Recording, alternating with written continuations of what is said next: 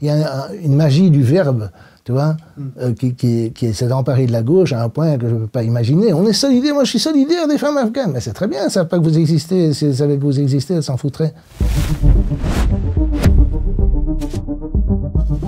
Jean Bricmont, bonjour. Bonjour Vincent. Alors on va parler aujourd'hui d'un événement qui s'est déroulé au cours du mois d'août et qui nous a surpris, c'est la débandade, je crois qu'on peut vraiment utiliser ce mot, de l'armée américaine en Afghanistan. Oui. Quel regard portez-vous sur cet événement? Premièrement, je pense que c'est un événement historique. C'est pas un truc anecdotique. C'est un peu comme le renversement de Batista en 1959 par Fidel Castro, la chute de Saigon en 1975, le renversement du Shah en 1979, etc. Comment dirais-je, moi, je tiens à préciser que je ne suis pas et je ne veux pas être un expert sur l'Afghanistan ou prétendre être un expert sur l'Afghanistan. Je parle en observant ma propre société et en réfléchissant sur la société dans laquelle je vis, y compris les États-Unis où j'ai vécu, que je peux suivre, je connais l'anglais, je lis ce qui se passe. Je ne tiens pas à juger l'Afghanistan, je ne connais pas toutes les tribus, toutes les oppositions, c'est pas ça mon problème. Je me base sur des réflexions de bon sens, de ce que je vois, des choses que tout le monde a pu constater. On a pu constater que les talibans sont rentrés à Kaboul pratiquement sans tirer un coup de feu. Donc bon, ça c'est un événement impressionnant. Parce qu'on a d'une part, si tu veux, ce qui m'a fasciné simplement comme ça, pas que j'aime ou pas, mais qu'on a le pays le plus développé, le plus libéral, le plus démocratique, avec toutes les institutions qui soi-disant fonctionnent bien, avec la liberté d'expression, tout ce qu'on te vend sur les États-Unis, plus la superpuissance militaire, la superpuissance scientifique, en grande partie due au pillage des cerveaux du reste du monde d'ailleurs, mais enfin, ils ont tout, ils ont l'argent, ils font tourner la planche à billets pour produire, imprimer tout ce qu'ils veulent, ils ont tout l'argent qu'ils veulent, etc. Et ils vont se battre contre les pires sauvages, c'est pas moi qui utilise le terme, de leur point de vue, les sauvages qui répriment les femmes, qui sont arriérées, qui sont tout ce que tu veux, et ils perdent.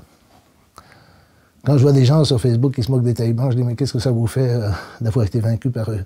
Je dis ok, ils sont horribles, d'accord, mais qu'est-ce que ça vous fait? Ça vous fait pas réfléchir 5 minutes? Et à un moment donné, il faudrait réfléchir 5 minutes à l'événement, tu vois. Chomsky dit qu'après la guerre du Vietnam, après la chute, la fin de la guerre du Vietnam, il y a eu une légère ouverture dans les médias où les gens se sont posés des questions, sur la politique américaine, etc. Pour l'instant, je suis assez bien ce qui se passe aux États-Unis, il n'y en a aucune, en tout cas pas dans les médias mainstream, rien.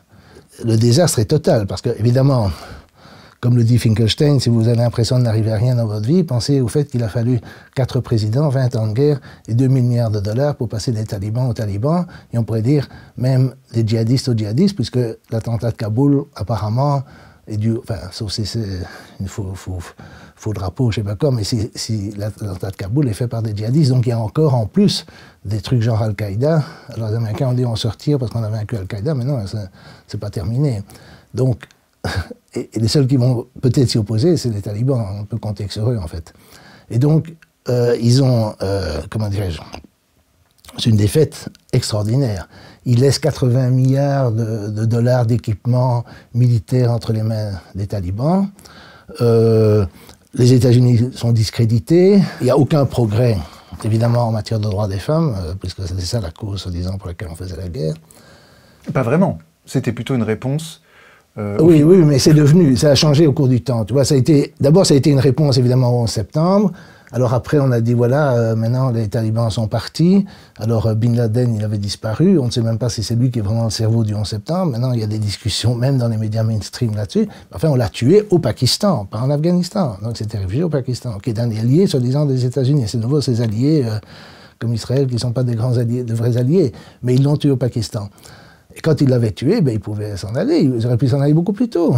Mais ils n'ont jamais voulu s'en aller. Et donc, ils sont restés. Alors, ce qui est intéressant et ce qui devrait nous amener à réfléchir en profondeur à notre société, c'est, si tu veux, c'est une faillite de beaucoup de choses. C'est une faillite de la version, ce que je vais appeler la version actuelle du libéralisme. C'est-à-dire, le libéralisme, tu sais bien, c'est une philosophie qui est née au XVIIe siècle, XVIIIe, etc., qui a beaucoup de facettes, libéralisme politique, économique. Il y a des gens qui sont des libéraux politiques, par exemple, mais pas économiques, par exemple des sociodémocrates et des choses comme ça. Bon. Et je ne veux pas rentrer dans tous les détails de l'histoire du libéralisme, mais aujourd'hui, ce qui domine, c'est la version Thatcher, c'est-à-dire il n'existe pas de société, il n'existe que des individus et leurs familles. Et tu as ça dans les manifestations pour le pass sanitaire. J'en ai vu une à Montparnasse, et c'était liberté, liberté, liberté. Et ce n'était pas des arguments scientifiques, c'était liberté. Que moi, je fais ce que je veux avec mon corps et je m'en fous des autres. Et donc, c'est l'attitude dans la société qui est devenue extrêmement dominante, c'est que le bien commun n'existe pas, seul compte mes intérêts, et puis le marché et la loi vont faire miracle que tout va s'arranger. Et alors, qu'est-ce que ça a donné en Afghanistan? Ben, ça a donné un mensonge permanent, déconcertant à tous les niveaux. Et ça, il y a des papiers, des articles, même publiés dans le Washington Post en 2019, qui s'appellent Afghan Papers, des papiers d'Afghanistan, comme les papiers du Pentagone, si tu veux, où on a interviewé des tas de militaires, et qui, effectivement, reconnaissent que les choses n'allaient pas bien de leur point de vue, que le pays n'était pas stabilisé, que les talibans faisaient des progrès, qu'ils contrôlaient les campagnes, etc., et qu'ils mentaient aux États-Unis, au Congrès, tu vois. Les propres militaires américains. Oui, bien sûr, et ils ont tous menti. Est-ce qu'ils étaient tous conscients? Ça, j'en sais rien, je ne peux pas dire tous, parce qu'il y en a tellement. Mais il y en a plein qui étaient conscients que ça n'allait pas, puis après, ils ne le disaient pas. Pourquoi le dirait-il? En France, il y a un général, je vais te retrouver, je n'ai pas son nom en tête, mais qui, en 2010, a critiqué la stratégie américaine en Afghanistan en disant que ça n'allait pas, et le ministre de la Défense de l'époque, je crois qu'il s'appelait Morin, l'a sanctionné. Donc en France, tu ne pouvais même pas critiquer les Américains, c'est extraordinaire. La France ne fait pas partie des États-Unis pour l'instant, en principe. Mais la soumission, si tu veux, à l'idéologie de la guerre était telle, de tous les côtés, qu'il fallait dire que ça allait alors que ça n'allait pas, et les gens voyaient que ça n'allait pas. Je pourrais trouver moi j'ai écouté des témoignages de militaires sur place, qui eux sont devenus anti-guerre après, mais qui évidemment ont dit ça ne marche pas. Mais alors quel est l'intérêt de l'État américain à ce pourrissement? Oui, mais ce qui a un intérêt, tu vois, tout le problème de la corruption, c'est ce qui a un intérêt national. Quand tout le monde, à tous les niveaux, dit que la seule chose qui compte, c'est sa propre carrière, et se fiche de l'intérêt national, qui gère l'intérêt national? C'est ça la question, tu vois. Qui? Parce que le président, les politiciens veulent être réélus, les généraux veulent être bien vus, ils veulent avoir des promotions. Tout le système est pourri, tu vois. Tu pourrais dire ça de l'Union soviétique. Tu pourrais dire, enfin, le genre de critique que j'ai entendu toute ma vie sur le système communiste, je l'applique au système, je ne sais pas s'il faut dire capitaliste, le système américain contemporain, le système libéral, pas seulement capitaliste, c'est même pas du capitalisme. Le capitalisme peut encore avoir un aspect rationnel, un type qui essaie de faire du profit, c'est encore un aspect, donc tenir compte de la réalité, etc. Mais ici, personne ne tient compte de la réalité, sauf de son propre intérêt personnel. Et donc, il n'y a pas, à ma connaissance, il n'y a pas d'intérêt national. Il y a des gens maintenant qui nous disent « Oui, ils ont quitté l'Afghanistan, mais c'est pour foutre le bordel, c'est pour attaquer la Russie, la Chine, etc. » Mais où est-ce qu'ils l'ont fait? Ils ne l'ont pas fait. Et maintenant, la Russie, la Chine, l'Iran, etc. disent « Non, on va reconnaître le gouvernement afghan, on va négocier avec eux, parce que c'est la seule chose à faire. C'est le droit international. Tu négocies avec les gouvernements qui sont en place, c'est-à-dire qui contrôlent l'entièreté du territoire. » Quand Mao Tse-tung a pris le pouvoir en Chine en 1949, eh bien, il a fallu De Gaulle en 1964 pour reconnaître que la Chine, c'était pas Taïwan, c'était la Chine continentale. Il a fallu attendre ce temps-là. Il a fallu attendre 1971 avec Nixon pour qu'il le reconnaisse aux États-Unis. Combien de temps faudra-t-il attendre pour qu'on reconnaisse que l'Afghanistan est gouverné par les talibans, on l'aime ou pas? C'est pas ça la question. Il faut négocier avec des gouvernements en place. Or, les Américains ne sont pas prêts à le faire. Moi, je ne suis pas du tout convaincu du tout par les thèses qui veulent que les Américains, les Afghans, enfin les talibans sont de mèche ou qu'ils sont alliés, etc. Parce que les Américains ont bloqué, c'est du gangstérisme à l'état pur, mais ils ont bloqué les fonds de l'État afghan, pas du gouvernement, l'État afghan, aux États-Unis et dans les banques américaines. Parce que tous ces pays du tiers-monde, pour des raisons que je ne comprends pas, même le Venezuela, mettent leur argent ou leur or dans des banques occidentales, et dès qu'il y a un conflit politique, qu'est-ce qu'ils disent? On vous prend votre argent. Kadhafi, d'ailleurs, a reçu... Oui, mais c'est du gangstérisme à l'état pur, hein, parce qu'ils n'ont aucun droit de faire ça. Mais ils le font tous. Enfin, ils le font avec tous les gens qui ne leur plaisent pas. Et donc, il ne faut surtout pas les mettre son argent dans les banques occidentales. Mais ça, c'est le premier conseil. Mais ils ont aussi fait pression sur le FMI pour ne plus financer, de ne plus faire de prêts à l'Afghanistan. Donc, les types, ils vont être étranglés. Je crois qu'il y avait 75% du budget du gouvernement afghan qui venait d'aide américaine ou d'aide étrangère. Donc, tout ça, ça disparaît du jour au lendemain. Donc, on veut vraiment les étrangler. Hein. Je ne sais pas comment ils vont faire. Peut-être qu'ils vont faire... Alors, si ils font un deal avec les Chinois, on va nous dire « Oh, vous voyez, les Chinois, c'est des méchants, ils parlent aux talibans, ils sont pas gentils avec les femmes, et puis l'empire chinois qui s'étend, etc. » Mais qu'est-ce qu'il faut faire? Est-ce qu'il faut qu'on fasse avec l'Afghanistan, ce qu'on a fait au Yémen, un espèce de génocide, ce qu'on a fait en Irak avec les sanctions.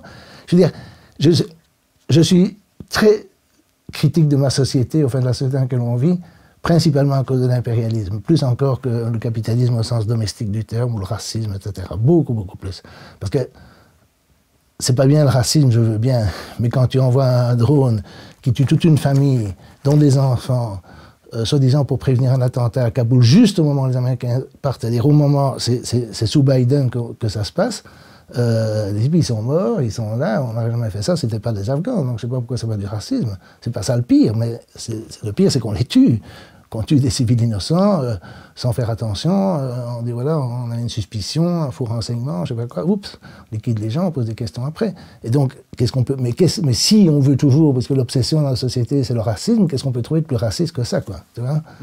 C'est pas une petite phrase de Le Pen qui fait le poids par rapport à ce genre de crime. Or, ça, ils l'ont fait tout le temps, ils l'ont fait pendant toute la guerre. Et en même temps, Jean, on pourrait vous rétorquer oui, mais les talibans ne sont pas des enfants de cœur. Oui, on peut critiquer l'Empire américain, très bien, mais on peut aussi être critique à l'égard des talibans en disant que, bon, bah, effectivement, oui, sur les droits des femmes, ils sont pas au top. Je sais. Mais qui sont les enfants de cœur dans cette affaire? Tu vois, moi, je veux bien critiquer les talibans, mais la différence entre les Américains et les talibans, c'est que moi, je vis dans en Belgique, en France, dans une semi-colonie américaine. Comme je l'ai dit, il y a un ministre de la Défense française qui a sanctionné un militaire qui critiquait les Américains. Ce qui aurait été impensable à l'époque de De Gaulle. On pourrait critiquer les Américains. De Gaulle critiquait les Américains au Vietnam. Et donc, si tu veux, tu as une situation où il y a une asymétrie totale. Moi, je veux bien critiquer les talibans, ils s'en foutent. J'ai vu que les Amis du Monde diplomatique et les Amis du Temps d'Estrie, qui est une maison d'édition, ils sont réunis dans un café à Clermont, j'ai trouvé ça surréaliste, ils se réunissent dans un café à Clermont-Ferrand en disant que si pour soutenir les femmes afghanes, il faut soutenir la lutte du peuple afghan contre les talibans. Mais quel peuple afghan? Où? Qui? Ils se sont rabattus sur le fils de Massoud, là, mais apparemment, maintenant, les talibans disent qu'ils ont contrôlé la vallée dans laquelle le fils de Massoud allait faire une contre-offensive contre les talibans. C'est pas en allant se réunir dans un café pour dire qu'ils sont pas gentils avec les femmes qu'on va combattre les talibans. Ils ont vaincu la plus puissante armée du monde sur le papier. Je veux dire, c'est pas des... Je veux dire, il y a une magie du verbe, tu vois, qui s'est emparée de la gauche à un point que je ne peux pas imaginer. On est solidaire, moi je suis solidaire des femmes afghanes. Mais c'est très bien, elles ne savent pas que vous existez. Si elles savaient que vous existez, elles s'en foutraient. Ce qu'elles veulent, je ne sais pas ce qu'elles veulent, ça dépend lesquelles, elles ne sont probablement pas toutes d'accord. Pour moi, ce qu'il faudrait faire, c'est effectivement ne pas imposer de sanctions, négocier avec le gouvernement, reconnaître ce que vont faire d'autres pays. Et si les autres pays font ça, les droits de l'homme, ce que j'appelle les droits de l'homme, c'est-à-dire les gens qui sont pour l'ingérence humanitaire, qui utilisent les droits de l'homme pour légitimer l'impérialisme, etc., etc., il y en a des tonnes, et tu le sais très bien, ces gens-là, comment dirais-je, ils vont simplement empêcher tout processus de paix, tout processus de réconciliation, et puis ils vont stigmatiser les gouvernements qui vont négocier avec les talibans et qui vont peut-être éviter qu'il y ait une famine en Afghanistan. Je veux dire, c'est d'une monstruosité, mais inouïe, quoi. La politique occidentale me dégoûte à un point. Parce qu'ils font ça, évidemment. Ils étranglent le Venezuela, Cuba, qui ne sont pas des pays particulièrement oppressifs avec les femmes, enfin, pas que je sache. L'Iran, ils essaient de l'étrangler depuis la révolution de 79, quoi qu'ils fassent. Bon, c'est d'une... Et c'est évidemment, ça c'est directement lié à Israël, mais c'est d'une illégitimité totale. Ils ont appuyé des djihadistes, les pires djihadistes, des coupeurs de tête, etc.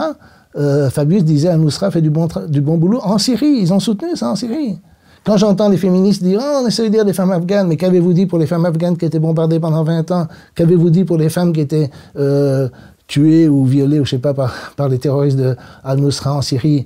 Qu'est-ce que vous dites des femmes en Libye et qu'est-ce que vous dites des femmes en Palestine? Ça, on n'en parle même pas. Mais je veux dire, là où l'oppression vient de l'Occident et où tu pourrais, en principe, faire quelque chose, on n'en parle pas, ou bien on te dit, oui, vous pouvez en parler, mais alors vous devez aussi condamner les talibans. Mais le problème, quand tu condamnes les talibans, en général, ça ne fait qu'encourager le processus de non-reconnaissance, de sanctions, tu vois, c'est ça. On crée une atmosphère qui légitime l'impérialisme dans ce nini ou ce équivalence entre les deux. C'est pas équivalent, parce que les talibans, ils sont peut-être horribles en Afghanistan, mais enfin, ils doivent avoir un certain soutien populaire, sinon ils n'auraient pas gagné. Et les États-Unis, c'est dans le monde entier qu'ils interviennent, qu'ils bombardent, qu'ils tuent, etc. et qui financent les pires régimes, comme en Arabie Saoudite. Enfin, quand on regarde l'histoire aussi, il faut regarder toute l'histoire depuis la guerre, ce qu'ils ont fait en Indonésie, ce qu'ils ont fait au Congo, ce qu'ils ont fait en Chili, ce qu'ils ont fait au Venezuela. Enfin, leur politique, au Nicaragua, leur politique était monstrueuse. Ils ont soutenu les pires terroristes, les pires dictateurs, les pires djihadistes, les pires fondamentalistes. Les pires fondamentalistes en Afghanistan, ils ont soutenu les fondamentalistes contre le gouvernement dit communisme, qui était en fait... Communisme dans le tiers-monde, c'est souvent des gens qui sont anti-féodaux, anticoloniaux. C'est ça ce qui a inspiré, par exemple, Ho Chi Minh, Mao, etc. Et donc, ça a très peu à voir avec le communisme occidental, ça a très peu à voir avec les pays de l'Est, mais ces gens, ils ont tout fait pour saboter ces gouvernements. Et les talibans n'ont pas cette force, ils n'ont pas cette force de nuisance qu'ont les États-Unis, numéro un. Numéro deux, on est lié aux États-Unis, donc on pourrait en principe influencer les gouvernements européens pour se détacher des États-Unis, je ne demande rien d'autre, tu vois. Ne plus suivre les Américains dans les politiques en Syrie, la politique en Israël, tu vois, se détacher. De Gaulle, je ne demande rien d'autre que De Gaulle. De Gaulle, c'est pas le fascisme, c'est pas le communisme, c'est l'indépendance de la France. Mais c'était le seul, enfin avec Olof Palme en Suède, mais c'était et un peu le Willy Brandt en Allemagne, mais c'était le seul gouvernement dirigeant européen qui avait une certaine idée de l'indépendance de la France. Mais De Gaulle disait aussi que, à propos des autres pays, les colonisés aiment leur colonisation, les autres pays européens, ça c'est le problème, on est colonisé dans notre tête, mais on est colonisé. C'est ça qu'il faut combattre. Après, si vous voulez dire du mal des talibans, allez-y. Qui dit du bien des talibans? Qui? Je sais pas. Ah, j'ai vu un article sur ER de Damien Viguier qui lettre ouverte à nos amis talibans. Oui, mais ce sont des provocateurs, tu vois, ces gens-là. Oui, sur égalité et réconciliation, mais je sais bien, mais c'est de la pure provocation et c'est en fait une façon de saboter ce qui est le véritable mouvement de la paix, qui effectivement dit, voilà, talibans, ils contrôlent le pays, on discute avec les gouvernements qui contrôlent le pays, c'est le droit international, on défend les principes du droit international. Moi, je suis sûr que les Cubains, les Vénézuéliens, les Nicaraguayens, etc., les autres pays progressistes d'Amérique latine, ils ne voient pas d'un mauvais œil la défaite des Américains, mais ils ne vont jamais se lancer dans une apologie des talibans. Ils vont dire, voilà, ils contrôlent le pays, on discute avec les gens qui contrôlent le pays, point à la ligne. Et c'est tout. Et après, ça, c'est des trucs... Après, c'est des types qui jouent les gros machos et qui aiment bien être sexistes avec les femmes et des trucs pareils qui sont complètement idiots, à mon avis. Tu vois. De toute façon, il ne pourrait pas survivre 5 minutes. Il vivait, lui, chez les talibans. Tu comprends? C'est un peu absurde. J'ai toujours trouvé ça irritant chez certains communistes aussi de faire l'apologie, comme on disait à l'époque, du stalinisme, alors qu'évidemment, ils n'auraient pas voulu vivre dans ces régimes tels qu'ils étaient. Mais évidemment, il y a une différence entre ça et puis l'attitude qui consiste à étudier l'histoire, regarder les conflits, les sources des conflits, etc.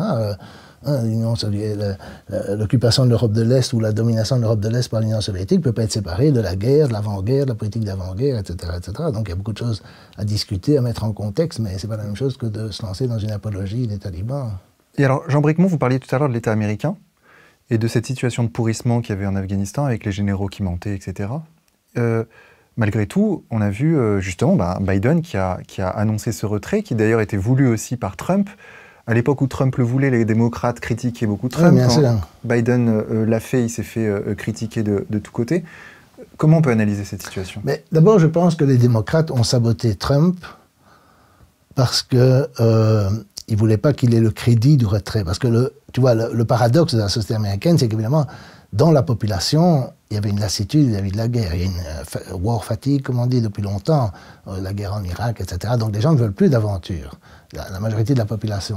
Et donc se retirer pourrait être mis au crédit de Trump s'il l'avait fait. Et Biden a probablement cru que ce serait mis à son crédit s'il le faisait.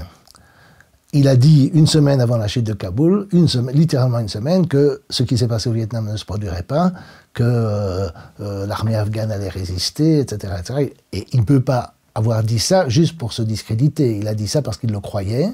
Alors soit les services de renseignement lui ont menti, ou bien sont tellement incompétents, ça j'en sais rien, mais le fait est qu'il le croyait, et probablement qu'il l'espérait, parce qu'alors, évidemment, le gouvernement afghan serait peut-être tombé dans 1 an ou 2, mais personne n'y ferait attention, et le retrait américain aurait été mis à son crédit.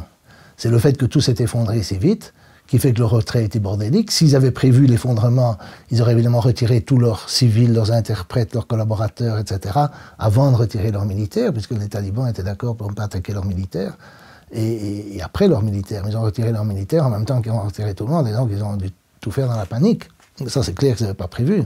Et donc, Biden, moi, je lui reconnais un truc dont je ne le croyais pas capable. Je me suis trompé là-dessus, je reconnais. Comme je dis, je ne suis pas un expert. Mais je ne croyais pas qu'il retirait les troupes comme ça et qu'il défendrait ce qu'il a fait. Donc, il a quand même pas... Il ne s'est pas excusé. Il a dit, voilà, j'avais raison de retirer les troupes. Mais je pense que ça, c'est populaire, en fait. Mais c'était un tel bordel, la façon dont il l'a fait, que ça donne une arme aux républicains et à beaucoup de démocrates pour l'attaquer. Donc maintenant, il est attaqué de toutes parts. Et ça donne aussi une idée sur cette société. Tu as 20 ans de guerre criminelle où tu tues des dizaines de milliers de civils. D'accord ? Il n'y a personne qui critique comme on critique Biden. Comme le fait remarquer Kathleen Johnstone, il y a beaucoup plus, qui est une Australienne qui écrit des tas d'articles anti-guerre, elle dit, mais il y a beaucoup plus de critiques de Biden parce qu'il a fait une chose de bien qui est de se retirer, qu'il en a eu pendant toute la guerre. Alors même si tu comptes les morts maintenant, il y a eu des morts à l'aéroport, etc., c'est pas 200 000, c'est pas 150 000, je sais pas combien exactement il y a eu en Afghanistan, mais c'est de cet ordre-là. C'est pas 1 million. Je veux dire, c'est quelque chose d'incroyablement malsain dans la société, le point auquel, si tu veux, le militarisme est imprégné dans notre société, tu vois. Parce que, alors je vais venir à un truc qui est mon dada, c'est ce que j'appelle l'impérialisme humanitaire, c'est-à-dire les justifications humanitaires des guerres, dont les femmes afghanes sont l'exemple typique. En 2008, je crois, il y avait un sommet de l'OTAN à Chicago, et Amnesty a mis des pancartes disant OTAN, n'abandonnez pas les femmes afghanes, etc., maintenez les progrès, etc. Donc, je t'enverrai la photo. Et donc, c'est assez spectaculaire, si tu veux, comment dirais-je, de voir que Amnesty, en principe, un truc de droit, si une organisation de défense des droits de l'homme, c'est ça, mais leur point de vue, c'est qu'il fallait continuer la guerre, ou continuer l'occupation, jusqu'à ce que les femmes deviennent libérées, ou je sais pas quoi, je sais pas combien de temps ils comptaient de continuer l'occupation. Et donc, cette idéologie-là, c'est celle que j'attaque tout le temps. Alors, il y a un premier argument ultra simple, qui est pratiquement jamais utilisé, c'est le suivant, c'est que si tu as 2000 milliards, ça veut dire 2 millions de millions, d'accord? Les gens, je ne sais même pas si les gens se rendent compte que c'est 2000 milliards de dollars à dépenser, pour faire le bien, puisque c'est supposé sauver les femmes afghanes, alors tu peux faire autre chose que la guerre. Tu peux utiliser cet argent pour donner de l'eau courante à tout le monde, des soins de santé de base à tout le monde, dans le monde entier, une alimentation de base à tout le monde dans le monde entier, supprimer la faim. Tu peux sortir les gens de la pauvreté comme l'ont fait les Chinois. Tout ça, ça ne coûterait pas 2000 milliards de dollars. Évidemment, c'est de l'argent public, donc c'est soit de l'argent, la planche à billets qui a quand même des effets, ou bien c'est des impôts américains, je ne sais pas. Mais trouve-t-il que... Et puis c'est de l'argent qui ne va pas en Afghanistan, c'est de l'argent qui est utilisé dans le contexte. Oui, en plus, oui, non, on n'est pas encore au fond du problème. Donc on a d'abord cet argument très simple que si vraiment on voulait faire de l'humanitaire, il y a autre chose à faire que la guerre. Ça, c'est l'argument le plus simple. Ensuite, les gens qui font la guerre, ce n'est pas les gens qui se réunissent dans un café pour soutenir les femmes afghanes, c'est les militaires. Et les militaires, quand ils font la guerre, ils veulent gagner. Et quand ils gagnent, pour gagner, ils utilisent tous les moyens. Ils bombardent, ils torturent. Tout ça, ça s'est fait en Afghanistan, ça s'est fait en Algérie française, ça s'est fait au Vietnam, etc. Ça s'est fait évidemment dans la Deuxième Guerre mondiale. Il n'y a pas un conflit armé où les militaires ne veulent pas gagner, avec les moyens nécessaires pour gagner.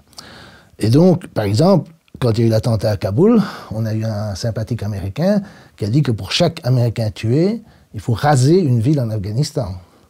Il y a un autre sympathique américain qui a dit qu'il fallait ramener l'Afghanistan à l'âge de la pierre. Ce qu'ils avaient dit pendant la guerre du Vietnam. Donc, si tu veux, ce genre évidemment, ils ne le font peut-être pas, mais ça te donne l'idée de la mentalité du militarisme. D'accord ? On critique les nazis, mais pour autant que je sache, c'était 10 otages, 100 otages, je sais pas. C'est de pas raser toute une ville pour un Allemand tué. Et ici, c'est pour un Américain tué, il faut raser toute une ville. Donc ça, c'est la mentalité des bellicistes. D'accord ? Ce sont des criminels, ce sont des nazis, tout ce que tu veux. Bon. Alors, c'est avec eux qu'on fait la guerre. C'est pas des féministes qui font des pétitions qui vont réellement faire la guerre. Ils appuient, eux, sont les idiots utiles du bellicisme, les droits de l'hommistes, les impérialistes humanitaires. Mais ils ne se rendent pas compte de ceux à qui ils travaillent. Alors évidemment, il y a un autre truc, si tu veux, c'est, comment dirais-je, c'est que les mêmes à qui on confie le soin de sauver les femmes afghanes sont les mêmes qui arment les djihadistes en Syrie, en Libye, etc. Donc il y a une petite incohérence pleurer sur le sort des femmes afghanes, mais ne rien dire sur le sort des femmes syriennes qui sont attaquées par les djihadistes en Syrie, qu'on arme et qui font du bon boulot, d'après Fabius. Alors, évidemment, alors, il y a la cerise sur le gâteau, si tu veux, c'est qui sont les bons Afghans. Le type qui était président, Ashraf Ghani, qui s'est cassé, là, on dit avec 169 millions, bon, je ne sais pas si c'est vrai ou faux, mais il a sûrement de l'argent de côté. C'est le type, il y a un article qui existe en français, je te l'enverrai, mais c'est le produit de l'Occident. Il a fait des études aux États-Unis, il a été à la Banque mondiale, il a supervisé les politiques d'austérité, de privatisation en Russie, au moment de Yeltsin, avec l'effondrement de l'économie russe. Il a fait les mêmes plans pour l'Afghanistan, il était dans le Conseil Atlantique, il était le chouchou de tout, il a été dans les conférences télé.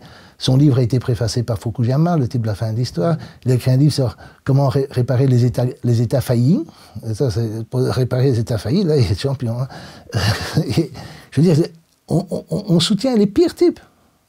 Comme ils ont soutenu les ancêtres des talibans contre les soviétiques, enfin contre les communistes, ici, ils soutiennent un type complètement corrompu. Le type, il a même réussi à écrire que le capitalisme et la corruption étaient incompatibles. Ah oui. Il a dit ça. Oui, mais parce que c'était un ultra-libéral, un pur produit, si tu veux, de l'orthodoxie, l'école de Chicago, tout le bazar. Il a tout. Et en plus, évidemment, il a été réellement mis au pouvoir par les Américains qui ont probablement manipulé les élections pour le faire élire. Donc, si tu veux, ils ont... C'est un truc à vomir, quoi. Je veux dire, quand on voit que ce type-là, qui était supposé moderniser le pays, gérer bien le pays, etc., le type, il se casse avec de l'argent dès que les talibans arrivent. Assad, il a résisté, il est resté chez lui, il serait mort s'il avait perdu la guerre. Kadhafi, il est mort. Saddam, il est mort. Donc, quoi qu'on pense d'eux, ils n'ont pas fui, enfin, ils n'ont pas fui comme l'a fait Ghani. Et le type qui dirigeait le gouvernement dit communiste en Afghanistan, il est aussi resté jusqu'au bout, il est aussi mort, tué par les ancêtres des talibans. Et je veux dire, le degré de corruption. Alors, tu vois, maintenant, venons. Ce qui est intéressant, c'est d'écouter le discours dominant aux États-Unis. En Europe, c'est un peu différent, mais aux États-Unis, le discours dominant, qui est vraiment scandaleux, perpétue l'idéologie de l'ingérence humanitaire, des droits de l'homme, etc., en disant deux choses. On a perdu, enfin nous on n'a pas perdu, c'est les Afghans qui ont perdu. Les Afghans ont perdu parce que, un, ils ne veulent pas de la démocratie, ils ne veulent pas des droits des femmes, ils sont des arriérés, etc., etc. Et deux, ils sont corrompus, et où ils n'ont pas voulu se battre pour leur liberté. Ça, c'est aussi le discours de Zemmour ici. Mais je veux dire, on a eu affaire à une occupation militaire et on a mis au pouvoir des types totalement corrompus au-delà de l'imaginaire. Pétain est un type honnête comparé à Ashraf Ghani, tu vois, ou Laval, des gens comme ça. Je veux dire, c'était pas ce degré de corruption, à ma connaissance en tout cas, qu'il y a en Afghanistan. Et donc, tu as on te dit, voilà, on était là, on voulait instaurer la démocratie. Mais non, vous avez bombardé le pays, vous l'avez occupé, vous avez mis les pires types au pouvoir. En quoi est-ce que c'est un mouvement pour démocratiser l'Afghanistan? Dire on a échoué, on voulait le bien. Non, il se fout du monde. Que les gens individuellement pensent qu'ils fassent le bien, ça c'est vieux comme le monde. Les gens commettent les pires atrocités en pensant faire le bien. Ça c'est particulièrement avec le militarisme, les droits de l'homme et tout ce que tu veux. Mais n'empêche, quand tu regardes ce qu'ils ont fait, ça n'a aucun sens de dire oh, on était là pour instaurer la démocratie, ils n'ont pas voulu, ils sont arriérés, ils sont pas... Et alors sur la corruption, on estime que 80, peut-être 90%, 80% des dépenses ont été dans le complexe militaro-industriel américain. Donc ils sont restés aux États-Unis. C'est un transfert massif du public vers le privé. Tu vois. Mais alors, qui est corrompu? C'est les 10%, 20% qui vont en Afghanistan puis qui disparaissent dans des coffres à l'étranger? Ou bien c'est de nouveau la corruption liée à l'individualisme, au libéralisme, où tout le monde se sert et c'est aux États-Unis? C'est là où passent les plus grandes sommes, tu vois? Où est la corruption? Et alors, ça fait aussi réfléchir, si tu veux, à la démocratie. Moi, je ne sais pas... Depuis tous les événements qui sont passés, si je suis pour une démocratie directe, ça c'est un peu compliqué, après tout ce qui s'est passé, les débats avec Chouard. Mais ce qui est certain, c'est que notre démocratie, elle a un effet pervers très très grand, qui est, en fait, paradoxalement, l'indifférence de la population par rapport à la politique. Parce que sur Facebook, j'ai vu quelqu'un qui disait, s'ils ont dépensé 2000 milliards de dollars en vain en Afghanistan, ça va provoquer une révolution aux États-Unis. Et je répondais non, parce que c'est une démocratie. Dans une dictature, ça finit par se savoir, et on peut, tu vois, attaquer le dictateur, ou le roi, ou tu vois, le type qui n'est pas élu. C'est quelque chose que Thiers, le bourreau de la Commune de Paris, avait compris. Il avait dit, il vaut mieux une république, parce que comme ça, les gens votent pour leur maître. Ils voteront comme on voudra. Qui vote. Ils voteront, d'une part, ils voteront comme on voudra, et puis de toute façon, ils auront l'impression d'avoir élu leur maître. Donc, les maîtres seront légitimes. Il est légitime, tandis que si un roi, un dictateur, etc., et j'ai vécu ça, moi j'ai été dans des dictatures, j'étais dans les pays de l'Est, enfin, où tu peux focaliser l'hostilité sur les types qui ont un pouvoir dit illégitime. Ici, le pouvoir est dilué, il y a l'état profond, il y a tout ce truc-là, et les gens ont vaguement l'impression de voter, de choisir leur dirigeant. Et alors, c'est évidemment répété sans arrêt, c'est tellement magnifique, et c'est dans une démocratie, on peut changer le dirigeant. Mais non, parce que si tu prends les trucs fondamentaux, comme par exemple l'appartenance de la France à l'OTAN, quand en discutons? Et avant la chute de Kaboul, quand discutait-on sérieusement de la stratégie américaine en Afghanistan ou de notre alignement sur les États-Unis? En Belgique, par exemple, c'est encore pire. Je veux dire, en France, il y a encore peut-être des restants de gaullisme, des gens qui pensent, ou de communisme qui pensent à sortir de l'OTAN, mais en Belgique, c'est impensable. Et donc, les trucs les plus importants, les décisions, c'est ça ce qui est choquant. Tu vois, tu peux discuter de la couleur des feux rouges, ou de la taille des pistes cyclables, mais les discussions les plus fondamentales, comme l'appartenance à l'Europe, comme l'appartenance à l'OTAN, comme la politique étrangère, etc., comme l'hystérie anti-russe, anti-chinoise, etc., c'est jamais réellement discuté. C'est jamais réellement discuté. On peut en parler dans ta chaîne, mais je veux dire, c'est insuffisant. C'est pas TF1. Quoi? C'est insuffisant. Non, mais il faut espérer qu'elle augmente d'importance, mais pour l'instant, elle n'a pas d'importance de TF1 ou de, je sais pas, de BFM, quoi. Bien que tu travailles pour BFM, paraît-il. Mais comment dirais-je, c'est ça le problème de la démocratie. Alors, est-ce qu'une vraie démocratie réglerait le problème? J'en sais rien. Mais dans la démocratie américaine particulièrement, les gens vaquent à leurs affaires. D'abord, évidemment, la propagande, par exemple dans les milieux intellectuels, j'ai vu ça quand je vivais là, la propagande des journaux intellectuels comme le New York Times ou ici Le Monde, etc., est absolument totale. Les gens lisent, tu discutes avec les gens, ils te ressortent ce qu'ils ont lu dans le New York Times ce matin, quoi. Et donc, la propagande chez les intellectuels fonctionne du tonnerre. Dans le reste de la population, c'est peut-être moins clair, mais les gens se sentent désemparés. De toute façon, les deux partis sont plus ou moins d'accord sur l'essentiel, et donc sur l'impérialisme en particulier. Ils ont évidemment tous avalé une diabolisation totale du reste du monde, parce que c'est pas juste les talibans qui sont des méchants, mais le Venezuela, c'est des communistes. Enfin bon, tu connais la chanson. Et donc ils ont une critique radicale du reste du monde. Et donc, évidemment, ils ne vont pas mettre en question leur système. Et ça, c'est la stabilité. Ça, c'est malheureusement la stabilité du système américain. Moi, je n'ai pas beaucoup d'espoir. Quand je vois, par exemple, les positions de la gauche parlementaire américaine, donc ce qu'on appelle le squat, qui sont peut-être 7 députés congressistes, si tu veux, progressistes, mais la plus connue, c'est Ocasio-Cortez, et elle dit, voilà, il ne faudrait pas envahir les pays sans avoir de plan de sortie, ou il faudrait faire jouer les agences, comme la CIA, et des trucs comme ça. Donc elle est politique d'ingérence, mais en espérant qu'elle marche mieux. Bon, c'est pas ça la gauche, hein. Si la gauche n'est pas anti-impérialiste, ça n'existe pas pour moi. Et en même temps, vous disiez tout à l'heure que les mesures de retrait de l'armée américaine étaient plutôt populaires aux États-Unis. Et on a vu pour la guerre du Vietnam qu'il y a quand même eu des mouvements anti-guerre très importants. Oui, ça c'est vrai, mais attends. Je pense qu'il y a une fatigue de la guerre, mais c'est après 20 ans. Au Vietnam, il y avait la conscription, donc les gens allaient se battre là, étaient envoyés là. Et donc, si tu veux, il y avait énormément de gens qui voulaient, évidemment, surtout les intellectuels, qui voulaient essayer d'éviter la conscription. Et puis, à cause du nombre de morts, qui était beaucoup plus élevé qu'en Afghanistan, il y a eu une opposition. Moi, je ne crois pas du tout que l'opposition était due à une grande, comme le pense Chomsky, à un grand sursaut moral de la population américaine, parce qu'il n'y en a pas eu ici. Mais il y a eu, si tu veux, une opposition, ça c'est vrai, qui n'existe plus maintenant, qui a été balayée de nouveau avec l'idéologie des droits de l'homme, parce que l'idéologie des droits de l'homme a légitimé la politique d'ingérence. La politique d'ingérence, dans les cas graves, mène à la guerre, et sinon elle mène aux sanctions et des trucs comme ça. Il n'y a pas de protestation.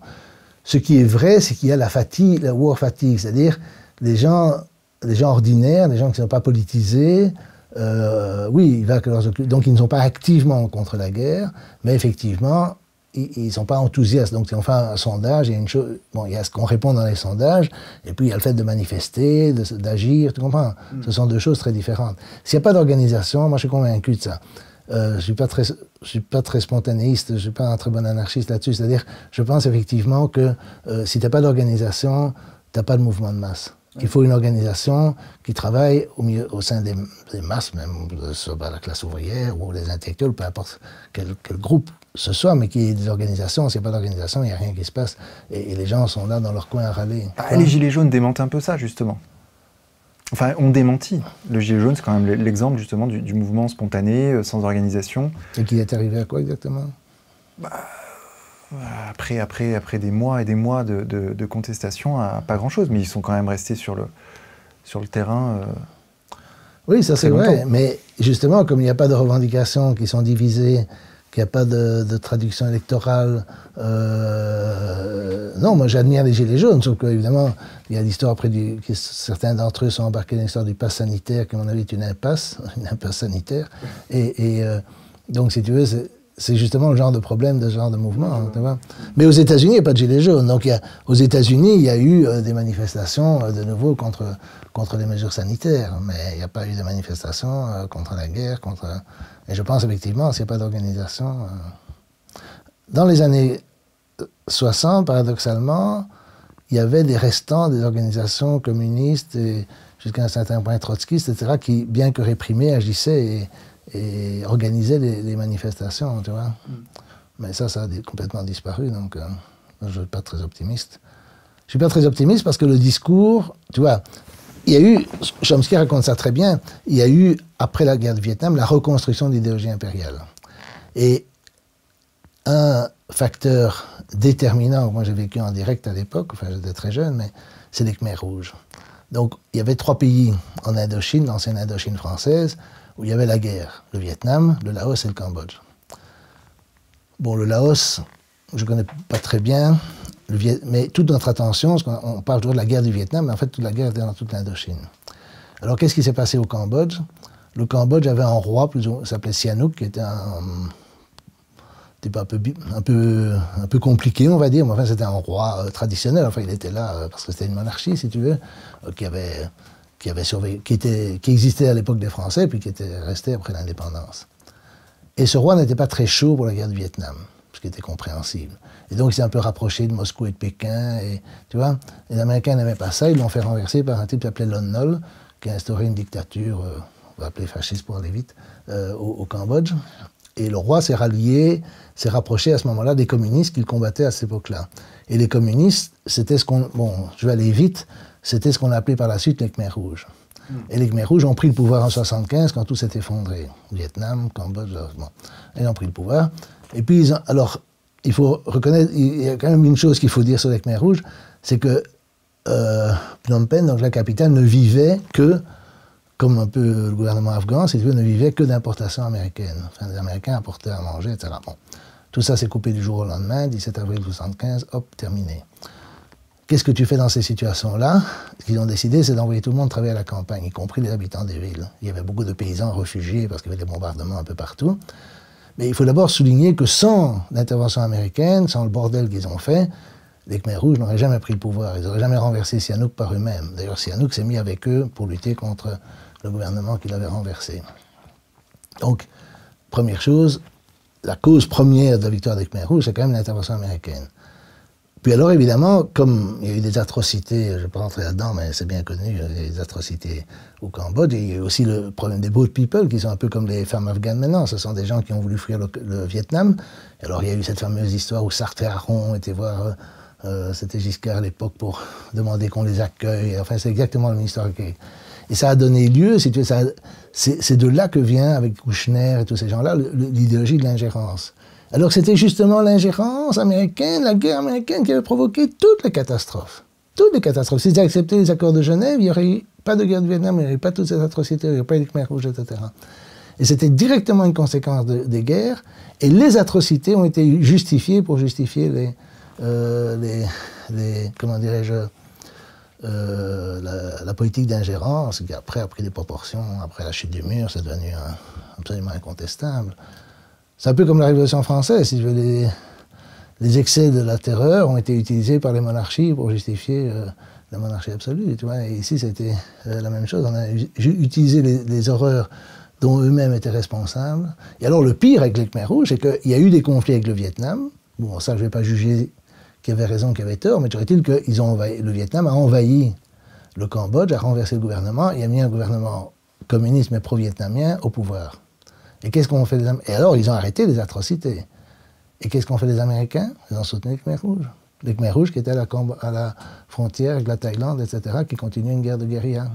Et ils les ont maintenus leur siège à l'ONU. Donc le siège à l'ONU était entre les mains des Khmers rouges et pas du gouvernement effectif qui gouvernait le... Je ne veux d'ailleurs pas ce qui va se passer avec le siège à l'ONU de l'Afghanistan, mais trouve-t-il qu'ils ont pas mis... ils ont gardé le régime fantôme, enfin le régime qui avait perdu le pouvoir, antérieur, génocidaire, etc. Donc je veux dire, c'est au-delà de l'imaginable dans l'odieux, tu vois. Mais c'est ça qui a été l'origine du mouvement des BHL, des Kouchner, etc., pour le droit d'ingérence humanitaire. C'est fou, c'est fou, fou, fou, fou. Et là, donc, ils sont en train de refaire le même coup pour l'Afghanistan. Ben, ils vont étrangler l'Afghanistan. Évidemment, un pays qui est étranglé va devoir prendre des mesures extrêmes. C'est quelque chose que Russell disait déjà sur la révolution russe. Il dit, c'est un peu, quand on voit toutes les mesures qu'ils ont prises d'embargo, avec des millions de morts liés à des épidémies de typhus, etc., et il dit les protestations humanitaires des Anglais sont accueillies froidement en Russie soviétique. Et lui était sûrement très anticommuniste, mais il constatait l'évidence. Et ce qui va se passer, je ne sais pas comment les talibans vont réagir, je ne sais pas non plus comment les autres pays vont réagir, parce que d'autres pays peuvent les aider, et alors peut-être que la situation sera un peu plus humaine, je ne sais pas.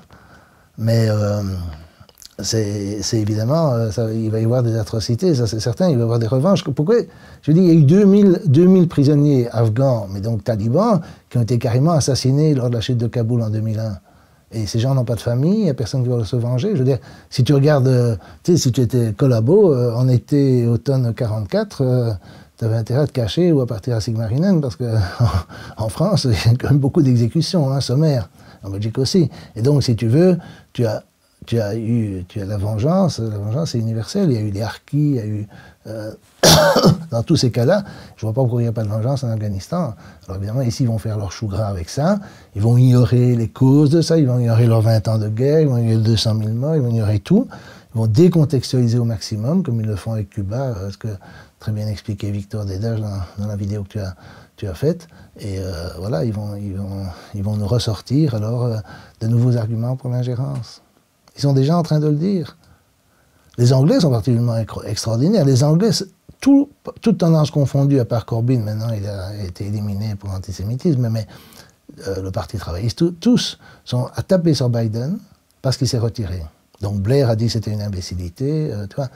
Alors évidemment, certains Américains rigolent, ils disent mais les Anglais n'avaient qu'à rester, on ne les a pas forcés à partir. Ils partent parce qu'évidemment, eux seuls se font couper en petits morceaux par les talibans si seuls les Anglais restaient, tu comprends?